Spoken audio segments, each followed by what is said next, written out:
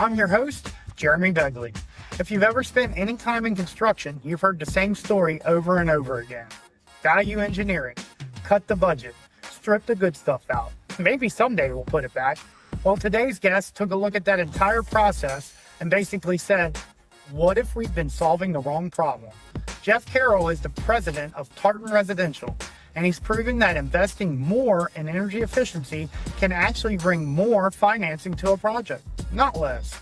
Instead of building the cheapest apartments possible, he is building high-performance workforce housing that's affordable, comfortable, and designed to last. In this conversation, we get into oversized HVAC system, why so many multifamily buildings struggle with humidity and comfort, the role of proper commissioning, and how a few smart design decisions can change the economics of a development. We also talk about why Jeff hired our team to verify the verification process and what we've learned together building these projects from the ground up. If you're an HVAC contractor, engineer, developer, builder, or just somebody who believes we can build better without breaking the bank, this episode is going to challenge a lot of assumptions. So without further ado, here's my conversation with Jeff Carroll. Everyone, enjoy. Hey everybody, welcome to the HVAC ADHD podcast. I'm your host, Jeremy Begley. I've got an awesome episode today. I'm talking with one of my good friends, Jeff Carroll. Jeff has a really great way of looking at financing large multifamily projects, and he's doing the opposite of swimming to the bottom. He's swimming to the top and still paying the same amount of money or close to it. So without further ado, Jeff Carroll of Tartan Residential, I'll let you tell your story. Go ahead and introduce yourself. Tell everybody where you came from and what you're doing. Great. Thanks, Jeremy. It's great to be here. Thanks for inviting me. No problem. I'm Jeff Carroll. I'm president of Tartan Residential. We are a workforce housing development firm. And when I refer to workforce housing, a lot of people have a lot of different things in mind. First of all we do is rental housing. It's multifamily. And we view workforce housing as being housing that's affordable to people that earn between 60% of area median income and 100% of area median income. Median income for the United States for a family of four is about $100,000. So it's people that make between $60,000 and $80,000 a year. They aren't rich, but these are the people that get up and make the world turn every day. And unfortunately, although they represent 30% of the rental marketplace, they typically live in 50-year-old properties that are obsolete. They're not energy efficient. Many times they're on the other side of the tracks. They're the ones that get up and make the world turn every day. There's city workers, firefighters, police officers, nurses, construction workers, all of them. They're all hardworking. And our firm has figured out how to build into that space a product that's affordable to them, that competes price-wise with the 50-year-old product that they're in. It's brand new, has all the amenities, and is energy efficient. And we've used energy efficiency. We've leveraged it to make that happen. So one of the really cool parts about what you're doing here is I've been involved in a lot of multifamily housing projects up front from cradle to grave, from the beginning of the design process all the way till they got sold. And the one thing that I know about these projects is you can come in with the greatest ideas ever, but everything is budget driven. So most of the stuff that makes sense gets feed out in the very beginning of the project because guys want to be able to meet this imaginary budget that they're never going to meet anyway. Like I've never seen one of them meet it. In the history of every project that I've done, none of them have ever stayed on budget, yet they still go to V and all kinds of stuff that really makes it a better place to live. And in today's climate zone is 100% necessary. And when I met you, you said, no, we're not going to do any of that. And in fact, that's why I want you to be here. I want you to tell us the best way to do all this stuff. And I'm still going to be able to finance the project the same way or not the same way, but I'm still going to be able to get enough financing to build the building that I want to build without feeling pain from it. So you want to describe that process, like, how you got to that place and everything like that? Sure. Yep. So let's start with market rate multifamily, brand new market rate multifamily. The cost to build is here. The value is here. And that value is supported by a specific rent level. Okay. As soon as you want to build something affordable, the cost doesn't change. but the value goes down because you have to hold your rents down. So now you got to fill a gap. And what most people do, and when I say people, I mean general contractors, subcontractors, engineers, architects, they look at putting in cheaper windows, cheaper doors, cheaper walls, cheaper HVAC systems to try to get this gap to close. I looked at it and said, nah, we aren't going to do that. I'm going to look at the energy efficiency of each and every component that goes into a building, and I'll spend a little bit more if there's a payback. And what we found was by spending about $6,500 a unit more than traditional stick-built housing, we end up bringing about $50,000 worth of capital to the table to close and overfill that gap that otherwise would not have been available. And it's counterintuitive, but it's exactly right. So if you think about it, a tenant's monthly cost, housing cost, is not just rent, it's rent plus utilities. And in these affordable housing programs, I'll put deed restrictions on the property. It says we won't charge any more than X. It's a number that's published by the IRS that allows us to categorize this property as being a workforce housing affordable project. And the IRS and HUD will say rent plus utilities can't exceed, let's say, $2,000. So let's say your utilities cost you $150, you can charge $1,850 on your rent. But if you can cut the utilities from $150 down to $50, you can charge now $1,950 on your rent, and you're still, the tenant's not paying any more than they were before. $1,950 on the rent, boom, helps close that gap. So what we found is now every dollar you save on utilities, the dollar more you can charge on rent. And every dollar more you charge on rent, you can put anywhere from $10 to $20 worth of debt on the property. Publicly available, private financing. You don't have to ask permission from the government. It's just supported by the project. We looked at this and we figured out how to build into this market by spending a modest amount of additional funds on very specific components that gave us net payback. And we were able to attract debt capital and other forms of capital to the project that otherwise wouldn't have been available. And that's how we closed the gap. And that's how we're building into this market now.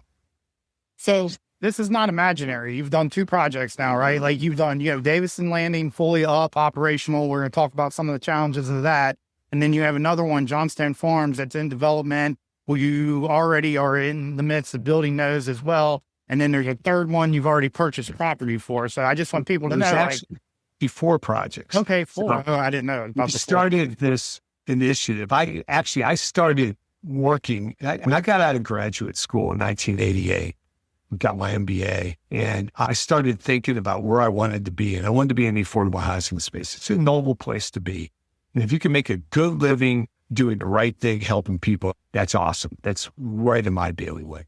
So I looked at that, and I hate having to use government funds because every time you do, there are 100 regulations that go with it.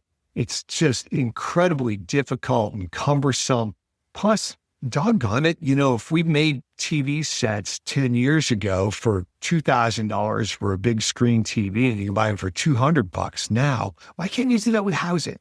Well, it's because you got all these regulations. Everyone's got their thumb on the scale.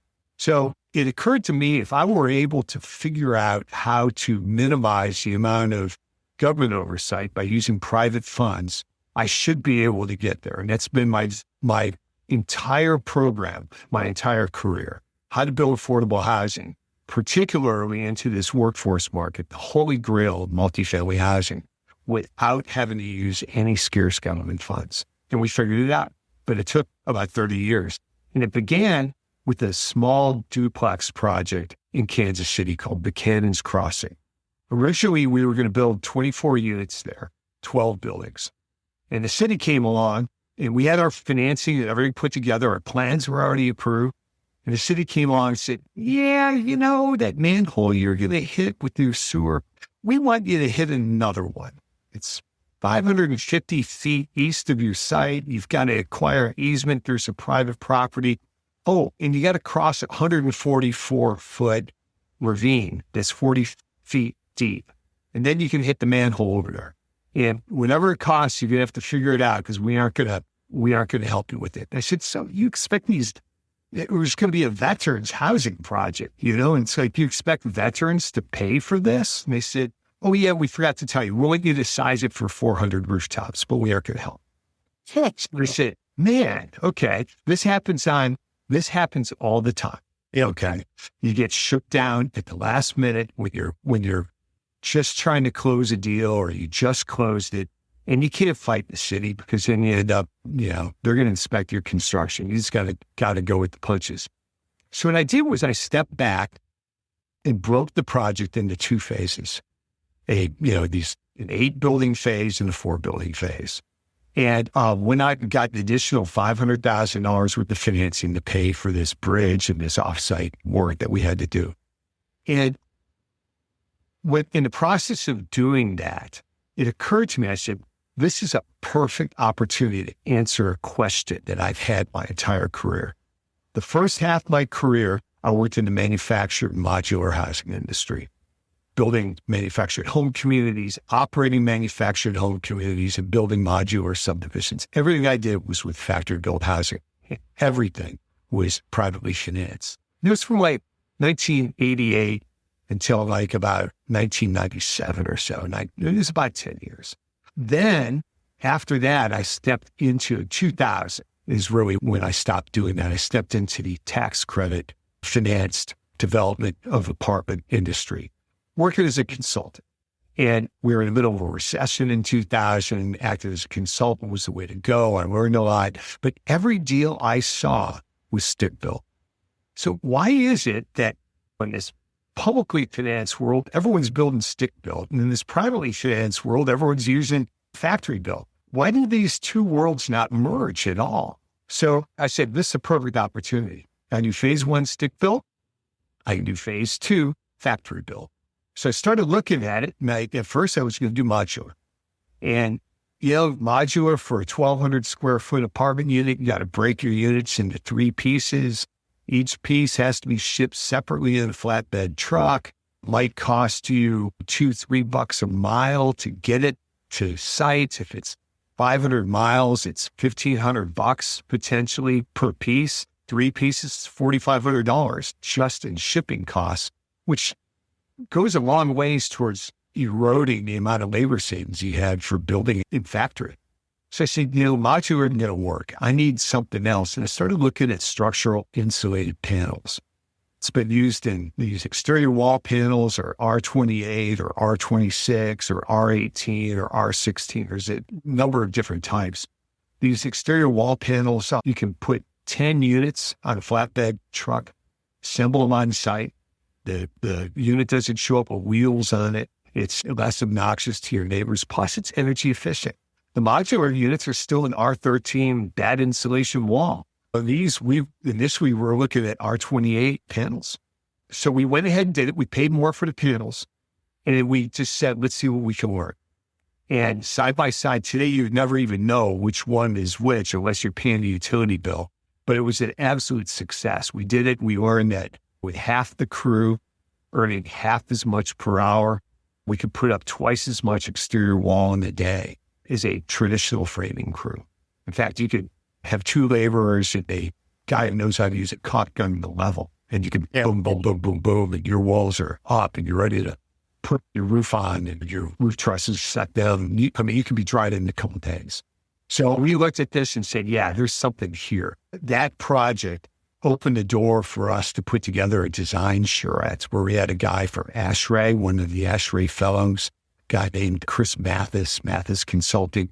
He stepped in. He actually was writing the 2021 building or energy code at the time. Literally, he was the guy writing it.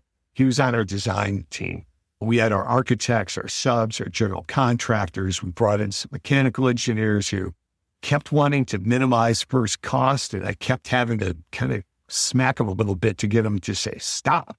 We aren't looking at minimizing first cost. That long, it's the natural instinct, man. That's just how those projects go. I told him, I said, I want you to sit down with a piece of paper and a pencil and do the manual J calculations. And he goes, I'm not going to do that. I said, all right, then I'll find another mechanical engineer. I need you to stop doing this where you run it through your model that's set up for the last time you designed something, you know, because I keep getting the old rule of thumb. Oh, you need a 2.5 ton system. You know, I said, no, I don't. I cut my sensible heat in half at least. I cut my infiltration by a factor of 4 because I've got these opaque panels going in place now instead of having a wall that breathes. I need you to go ahead and just run the numbers. And he finally did. And he said, yeah, you only need about 3/4 of a ton. I said, great, put a ton in, you know, because 3/4 of a ton's hard to Where are buy. you going to get that at, right? Yeah. So we went through this process. We had Virginia Tech was part of it. We brought you in on it too. So went through this process. We tweaked it, came up with this design for a 3-story building. Now, there are structural challenges that were in there too. These panels have a different loading capacity than a stick-built wall. I didn't want to have a rim band around every floor. And I sent everyone back to the drawing board and said, I want you to hang the floor trusses from the inside of the panels. I do not want them running through the wall, leaving a rim band. So, well, why? I said, number one, I eliminate trades from having to work on it. Number two, you're only putting a R6 insulation in there or whatever the heck it is. And number three, there's infiltration through it. I want the second and third floor and the first and second floors button up against one another with the only thing protruding through is just a little bit of the truss where it's got to hang on top of the wall. I want to close that off and cap it off. And we did, but it took some structural engineering to make that work. So we ended up coming up with this 3-story product. And our next project that we built was Davidson's Land, right across the street from the Cannons Crossing in Kansas City. And we built that during COVID. We built it when all the supply chain was all messed up, when prices were skyrocketing, and we brought it in ahead of schedule, under budget. And before we had our units completed, we had 500 people on a waiting list for these 115 units. So it was a total home run at a crazy time in the marketplace. So once that was done, we said, okay, let's replicate this on a site out just south of Charlotte in Rock Hill, South Carolina. It's Johnson Farms, and Johnson Farms under construction now. And now we are in the position, since we've done this and we replicated it twice, we've got another Rock Hill site that we hope to begin construction on next year. And I'm now putting together a program to take this thing regionally in the Southeast and the Midwest to try to get 3 of these deals going on a year and build maybe 30 deals over the next 10 years. And then work with a national multifamily market rate developer that's looking to get into the middle income market, and they've never been able to do it. Sell the portfolio to them and work with them to make that happen and take this thing national. So that's my plan. It's where we were and how we got here. So I love it. No, it's great to see it working and to be a part of it. It's been really refreshing to not be throttled by somebody that's only cares about budget and be able to actually dive into some of this stuff and be like, how can we make this really great, but yet as cost effective as possible in every single possible way? So doing that, we saw some of the early challenges that you had early on. Do you want to talk a little bit about, like, you from Buchanan to Davidson Landing now to Johnstone Farms, maybe lessons learned about the process, how you're refining that and things like that? Yeah, great question. There are 2 components that are mission critical to us. One's the exterior wall, and the second one is the HVAC system. But we'll start with the exterior wall. So during COVID, we had an administration change. And in 2021, January of 2021, when the Biden administration took over, the new EPA chief banned the use of the blowing agent that was used to make polyurethane foam.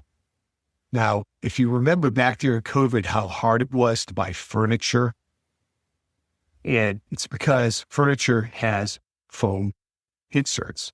Those foam inserts had that blowing agent in it, and they were banned. And there were 10 manufacturing facilities, if I recalling correctly, in the United States, that immediately ceased operation because they were producing this blowing agent for this foam, and they're shut down, out of business.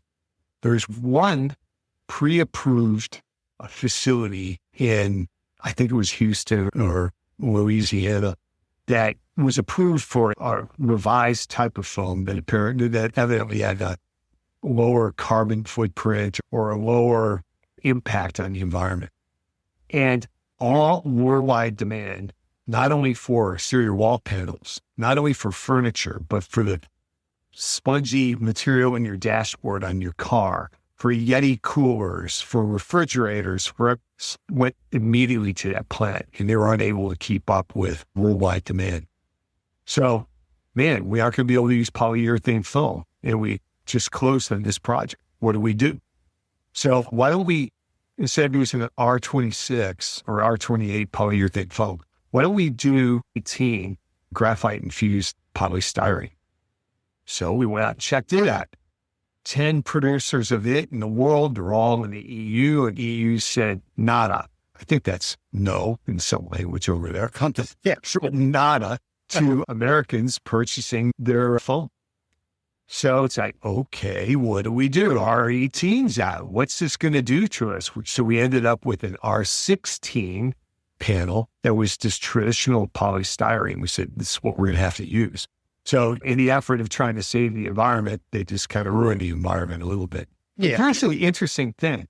We modeled the R16 wall panels, and there's only about a 10% energy loss, which is nearly as much as we thought.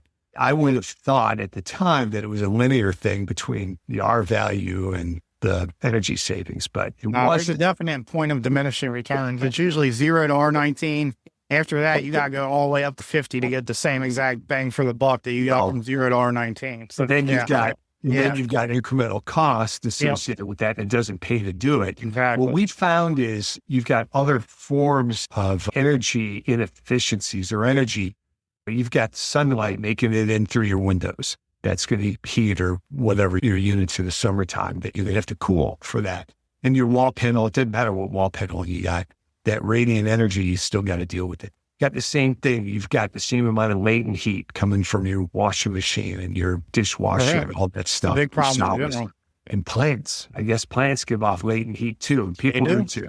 So none of that changes. Okay. So you still have that happening. So really it might be linear on your sensible heat, but it's untouched on the other stuff. But the other big thing was infiltration. So we built with the R16 panels, and we got to the end of our construction, and then we did our final testing with our energy rater.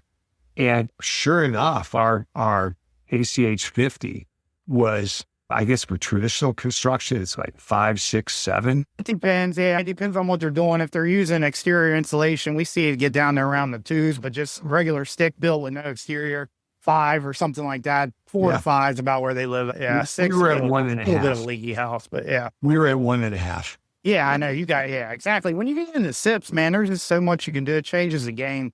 Yeah. Everything. There's no air moving around, so you put the registers in a lot of different places you normally wouldn't put them. But it changes a lot of what you can do on the inside when you go to for sure. So eliminating that rim band helped us. And it occurred to us then, said, why get 4x8 SIP panels? Why don't we just do a SIP panel for the whole wall? The manufacturer can do a 20-foot wide SIP panel. Strip the whole wall and just drop it in place with a lull or something like that. And now you don't have any partitions between the panels. It's just an opaque wall. So long as you install your windows right and your doors right, you're going to be even lower. Plus the panels will cost less because they don't have to be cut. So all this stuff came to us, and it's like, there's other things we can learn. There's other things we can do. So we learned a lot about the panels. Now, in that same project, we also learned a lot about the HVAC. We had to deal with the mechanical engineer. He was uncooperative. We finally got him on board, but he ended up messing up. The HVAC contractor had some air handlers that cost about $100 less.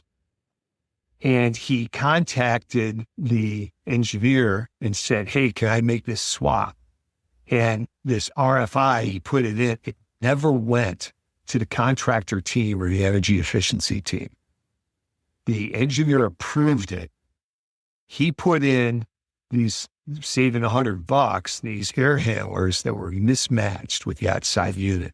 So we had 21 SEER unit or outside unit, and they were putting air handlers in there that were like 15 SEER or something like that, or 12.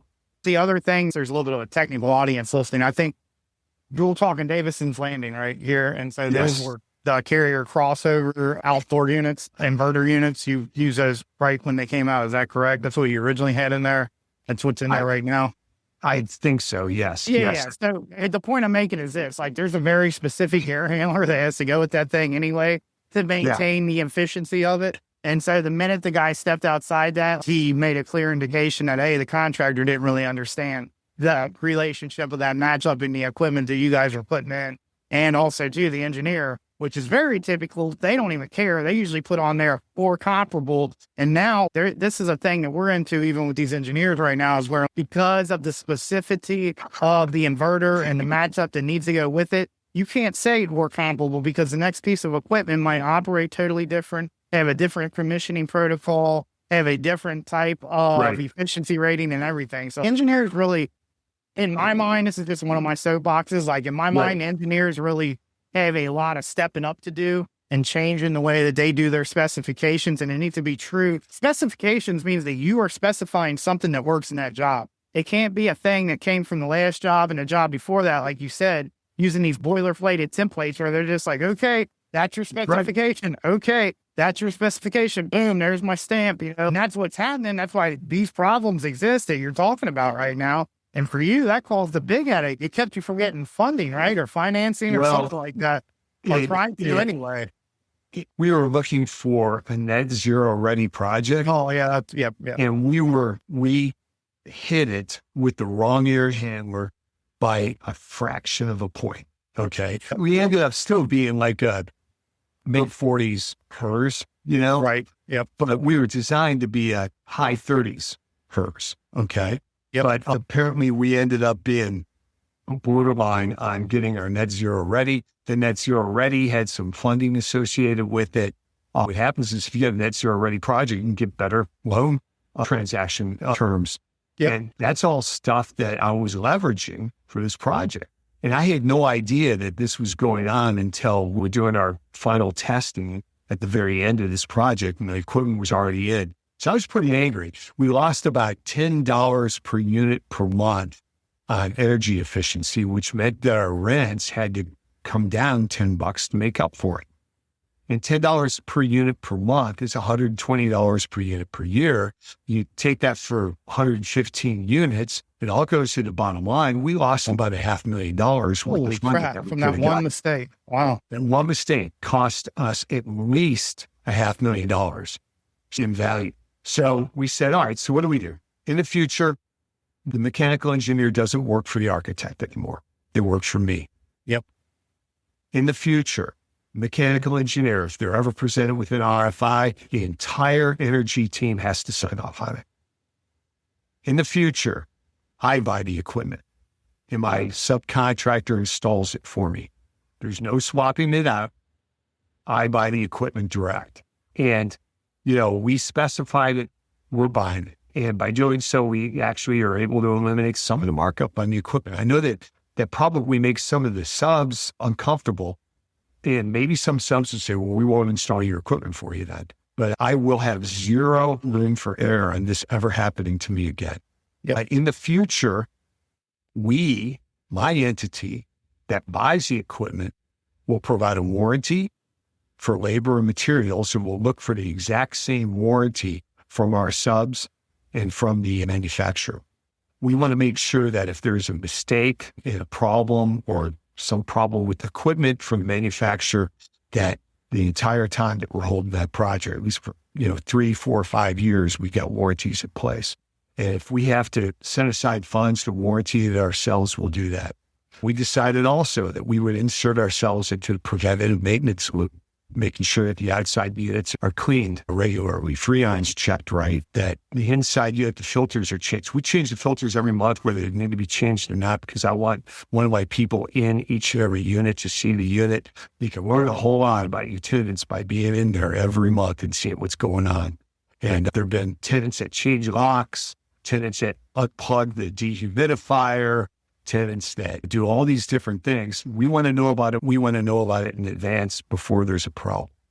And what I'm hoping is the next step will be, I'm hoping that in the next project or two, I'll be able to find either a retiring contractor that's looking to make a little money in their retirement, or a brand new one that just got their license that's looking to start a business. And we're gonna take much of the HVAC work in-house. We have to have control over that. It is mission critical. One thing I want to highlight too is that you also hired us. So basically, This is a really unique relationship for us because you already had a verification team that was doing the Energy Star verification and all of the things the green consulting team would do. But you also reached out and hired us as a third-party consultant to make sure that everything's getting built the way that you want it and the way that you specified it and the way that us, our design team, specified it. And instead of just relying on the green team to say, hey, here's some things you may or may not fix. And, yeah, sure, you met your certification, but that's about as far as that type of advice usually goes. Right. And you had a lot of problems with the verification on the Davison Landing that you hope to avoid by hiring a team that makes sure everything, P's and Q's are crossed, T's are crossed, and I's are dotted. That's right. And your vision is already there, and all the green team, the verification team, has to come in and do what they're good at, which is check the boxes and say, yeah, it meets this program requirement, but the onus is not on them to make sure that your great, efficient design is getting implemented. You hired our team to make sure that was happening. I thought that's a super unique outlook at the way to do business on these type of projects here. Yeah, well, I appreciate that. And we're happy to have you helping us. Just like the mechanical engineer who traditionally works for the architect, the energy rater is traditionally working for the lender or the equity investors or some group other than the sponsor team. Sponsor team pays them, but they're a third party independent. I wanted somebody in-house looking out for my interests, not looking out for the lender's interests or anything like that. Not that I'm not concerned about the lender's interests. Right. Of course I am. But I needed somebody to watch out for my interests as well. That's why we brought you guys on board. And check the checker for us, which is what we want. Check. I love it. Check verification. We're on a big verification kick. We have a whole program built called Verified that had to do with exactly what we're talking about, but basically making sure your design meets the criteria, making sure that it is going to perform all the testing we're doing for you guys at the end of the project, and then what we did in the middle and the beginning and all that stuff. Like, we've actually taken that and turned it into a structured product that we now sell. Right. And a lot of that came from talking to you and having conversations with you about the things that you guys went through and stuff like that. So I think that the way that your entire way of looking at this is the opposite of way of everybody in the industry looks at it. And it's really benefited being able to build a better building and provide a service to people that may not get this level of service and building from anybody else. I think that's the piece that really can't be overstated is I've seen people build LEED houses, LEED green platinum houses in an environment where there's a tax abatement that gives them $500,000 to build a whole nother half a house, and they get to do everything they want. But the people at the income levels that you're talking about, it's usually you got to take what you got is out there. And so you're taking an extra step to make sure that they get the same product that somebody with a much better income and much more resources would be able to access. And I think that the way that you're doing it is so inventive because it doesn't really keep you from making a profit. You're still a capitalist and you still plan on making a profit off of this. But at the same time, you're able to really help that demographic. And I think that's really speaks a lot. So one of the management issues, in fact, the innovations we've come up with aren't technical per se. I mean, there's nothing new about the HVAC equipment we're selecting. It's been out there used for others. The panels have been used in student housing and assisted living and a variety of different single-family homes. It's been used in a variety of different settings, but they haven't made their way into the multifamily world because many of the developers, the designers, the architects, the engineers, they're copy, paste, and repeating. They know exactly what it costs to build the last project, and they're afraid to do what I did on Buchanan's Crossing 1 and 2, split the project. Let me paint a picture for you guys, because I can do this very easily. So I personally, anecdotally, but also I've been the verifier. So I verify affordable housing market rate, what they call market rate affordable housing that's inside the LIHTC, that's built with LIHTC dollars. Anybody that's listening that knows that world knows exactly what I'm talking about. And in those buildings, here's what you get. You get oversized HVAC because the builder or the hires an architect or an engineer or hires an architect or an engineer team or the MEP team. They do not do a real load calculation. They hire a verification team because all these projects have to get Energy Star verified, every single one of them. The verification team is scared to death of the engineers. They don't want to say anything about what the engineers are doing. They don't want to poke that bear. I've had every single reason why these guys don't accurately review the load calculations that are coming from the engineer and hold their feet to the fire and be like, no, this is way too big for this. You guys need to show me where you're coming up with this. And I have set people that do want to know, I've set up full review programs where I give them the empowerment to be able to say, here's the document you need to request. Here's what you need to look at. And here's what needs to match up. And every time these engineers are way off base. They don't have a leg to stand on when they come to what they're sizing this stuff off on. Yeah. And they put and here's how they do it. 1 bedroom, 1 ton, 2 bedroom, 2 tons, 3 bedrooms, 3 tons. That's the way the shit's sized. So like when I go into the units and I do the verification, if I'm a third party and I'm not in control of the project from the green side and I'm just hired to come in there to do the testing, I have no control over this stuff, but I do see it. And so what I see is when I'm inside these units in the middle of the summertime, they're cranking the thermostats down to 70 degrees to try to get them comfortable. And the humidity in there is like 85%. I'm not even joking. I've measured it, 85, 65, 75%. They're just way oversized. The ventilation is just a blown fan that brings in outside air at random times. They don't even ever set it up right or anything like that. Hooked right into the system, okay? It's literally the worst situation. You're just creating a big wet box, and later on they have to come in, put in-wall dehumidification, or sometimes they don't, and they end up having to move people out, fix mold issues. Literally, I have a project that's not 1 year old. I got called back to. The entire bottom floor is soaking wet because they're underground and the air conditioning is 3 tons on 3 bedroom units, and it's running on, off, and they're just sopping wet building. Yep. So that is the affordable housing that's getting built over and over again. I've made a good living off going across the country and telling people the same fucking thing over and over and over again. Okay. We got paid to just repeat ourselves for a whole fucking summer. Sure. Like, I swear to God. Sure. So now then I meet you, you're building the same exact type of building, not the same exact type of building, but in the same exact finance bracket, I should say, trying to serve the same market, maybe an adjacent and a little bit like affordable housing. Sometimes under LIHTC goes to people that are under the income requirements that you're talking about, but it also rents, it's income adjusted. So they do rent all the way up to the, income level that you're also speaking on.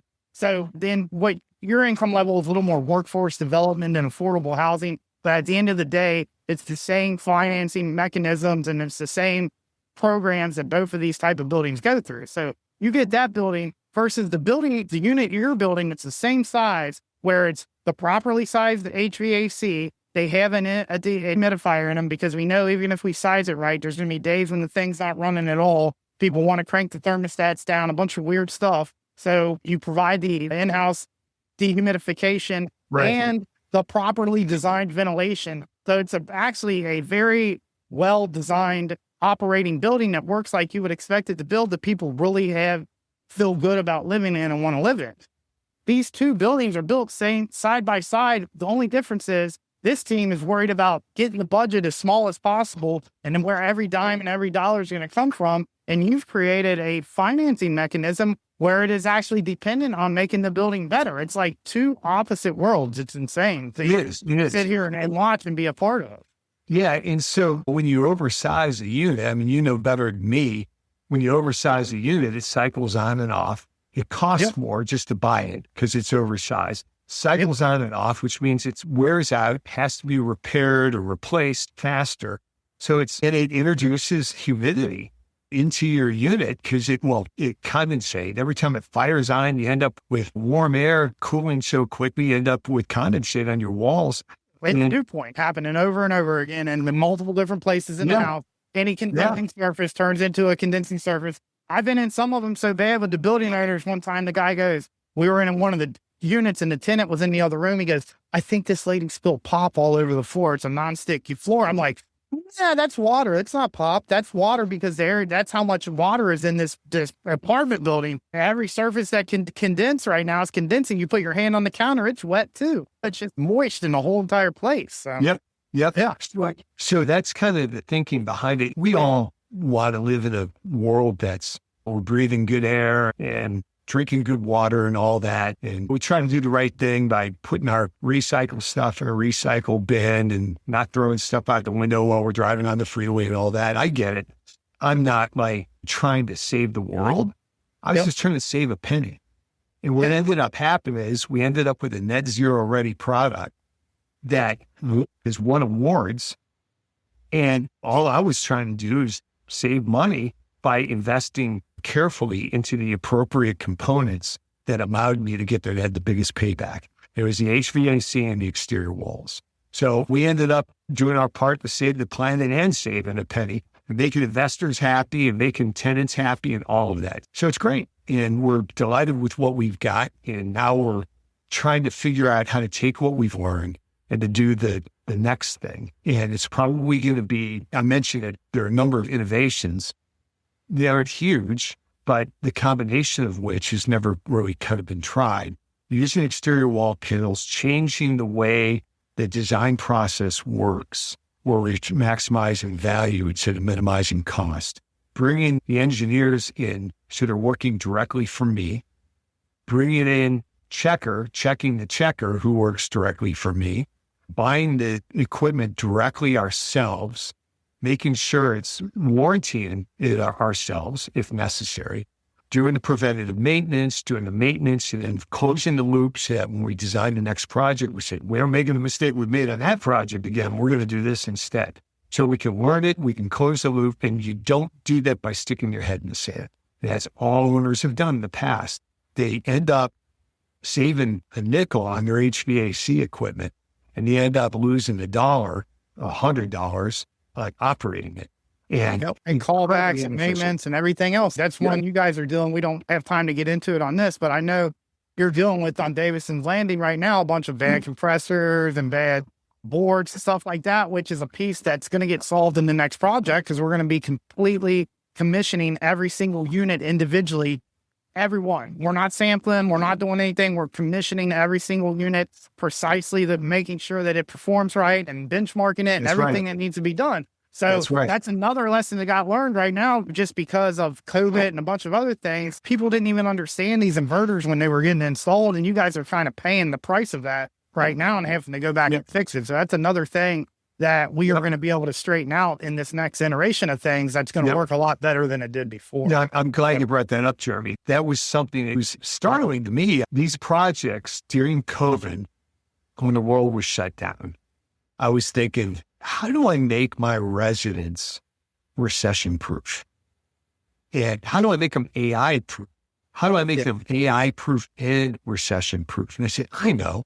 Why don't we do scholarships so that they go back to tech school? So I talked to some tech schools and they said, nah, you don't need scholarships. Half the people pretty much everyone's got a scholarship when they come here. Half of the people that have a scholarship never finish school. What you need to do is give them an incentive to finish school. So we designed a line of entry-level single-family homes where we did the same thing. We leveraged the energy efficiency. Now, instead of keeping the payment lower, the idea is to offset the down payment on the home. Right. And what we're doing is we're finding local builders we can work with, and we've got the design. It's done. Find a lot with a realtor or a broker to find a finished lot to put a home on. What we can do is a resident living on our property that finishes their tech school in an area that actually makes them AI and recession proof. We probably aren't going to do it for a Greek poetry graduate. Not that I have anything against Greek poetry. I love it. But that's not going to pay your bills. Okay. Yep. So you get your HVAC contractor's license, or you get your child development license, or your nursing certification or something. Yeah. I mean, with all the money that's going into the promotion of trades right now, there's something to that too, man. Oh, yeah. That program you are working on there is a big tie-in with the way the trades is getting promoted right now, and the amount of money. Part of what we're doing. Yep. So what did I do during COVID when the world was shut down? and I had nothing to do. Said, you know something? I'm going to go back to trade school. So here I am. I got an engineering degree from Clemson, and I got an MBA from Harvard Business School. And I said, what the heck? I'm going to get my HVAC service technician certification through ACCA. I took the manual J courses and the manual S or whatever it is. Look, I'm not going to go out. I wanted to be able to sit down and size these things and understand how it worked myself. Because the thing that we learned, the other innovation we learned is mission critical stuff. Your HVAC, your exterior walls. You got to roll up your sleeves and you got to manage it very carefully. You Heck can't. Man, that's such an important lesson. They cannot be hands-off at all. Like it hands-on. Hands-on. Yeah. And now I can kind of speak the language. I'm no expert, but I know enough to ask questions. I interact with you quite a bit on all that stuff, and you keep up, man. I'll tell you what. I appreciate that about you. Yeah, for sure. One last thing we're doing, and we'll do that hopefully on Johnson Farms, maybe on a future project. I need to make my thermostats idiot-proof.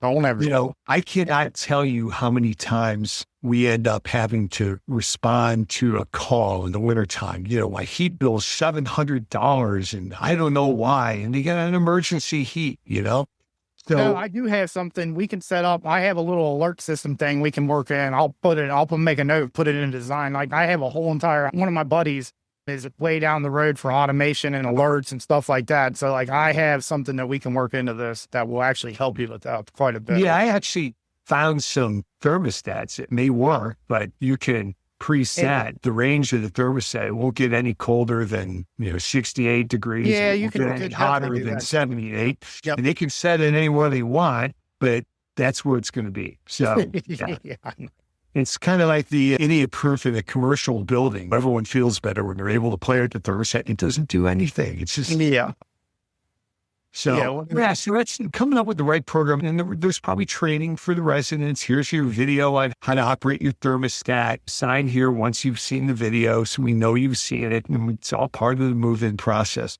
It's probably something too. But I'm trying to minimize the possibilities for people to mess things up.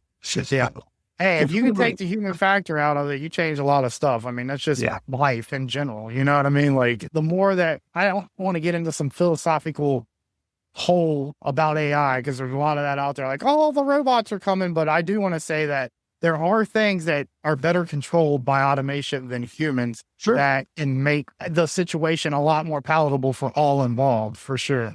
Yeah. Yeah. I'm sure at some point in time, I remember when I was in undergrad, taking my engineering course in the late 70s and early 80s.